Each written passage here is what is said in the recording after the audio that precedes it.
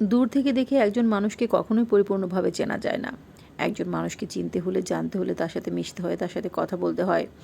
তাহলেই কেবল একজন মানুষ সম্পর্কে জানা যায়। আর একজন মানুষ সম্পর্কে না জেনে না শুনে কখনোই তাকে নিয়ে কোনো কথা বলা উচিত না। হ্যালো গাইস, আসসালামু আলাইকুম। কি অবস্থা সবার, কেমন আছেন?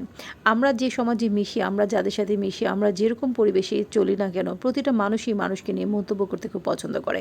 প্রতিটা মানুষই মানুষকে নিয়ে আলোচনা সমালোচনা করতে পছন্দ করে। কেন এমন হয় আমি জানি না।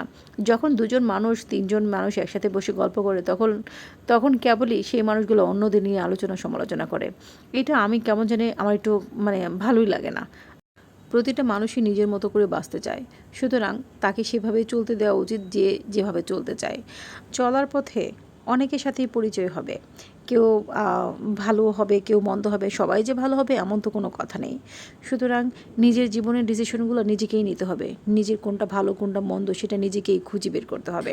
সবসময় পাশে থাকা মানুষটিও একদিন হারিয়ে যায়। শক্ত করে ধরে রাখা হাতও একদিন ছেড়ে দেয়। সুতরাং কোনো কিছুর ওপরেই পুরোপুরি ভরসা করা যায় না। এই তো আজকে সবার সাথে আড্ডা দেওয়ার জন্য আরেকটা নতুন ভাবি আমাদের সাথে অ্যাড হয়েছে। যদি আজকে তুলি নাই, তবে আমরা সবাই মিলে কিন্তু তুলির বাসায় যাচ্ছি। সকাল থেকে তুলিকে খুব মিস করতেছিলাম। তুলি এসে আবার হুট করে চলে গেল বাসায়। আর আজকে রোদের যে তাপ, সকালে একটু মেঘলা মেঘলা ছিল, তখন মনে হয়েছিল আজকে মনে হয় বৃষ্টি হবে। সেই ভেবে কিন্তু আমি ছাতা নিয়ে যাই নাই।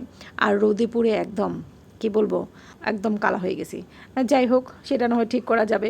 তবে এই যে অনেক কিছু বললাম, মানুষ মানুষকে কখনোই ছাড় দিতে চায় না। মানুষ মানুষকে কখনোই মানুষ মানুষের ভালো কখনোই দেখতে পারে না।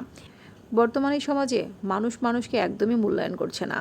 কারণ সমাজে তাদেরই মূল্য বেশি যাদের গাড়ি বাড়ি প্রতিপত্তি আছে তাদের।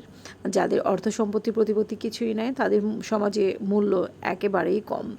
কারণ মানুষ বিবেচনা করে সম্পদ দিয়ে, মানুষ বিবেচনা করে বাড়ি গাড়ি দিয়ে। মানুষকে মনুষ্যত্ব আর ভালো মানুষ হিসেবে কখনো মূল্যায়ন করে না। এই হচ্ছে আমাদের বর্তমান সমাজের অবস্থা, বর্তমান পরিস্থিতি। সুতরাং নিজের মতো করে বাঁচো, নিজের মতো করে ভালো থাকো। এই তো আজকে এই পর্যন্তই। ভালো থাকবেন সবাই। আল্লাহ হাফিজ।